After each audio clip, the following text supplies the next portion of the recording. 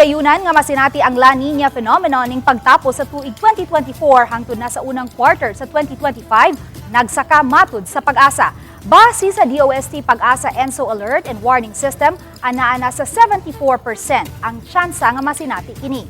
Matod sa pag-asa sa pagkakaron, nasinati ang La Niña-like condition sa nasud. Nunot sa upat ka mga nagsunod-sunod nga mga bagyo ning buwan lang sa Nobyembre. Kung basihan ang record sa pag-asa, anaara sad usa ngadto sa duha ang bagyong maumol ug makasud sa Philippine Area of Responsibility matag buwan sa Nobyembre ug usa ngadto sa duha usab ka bagyo sa buwan sa Disyembre.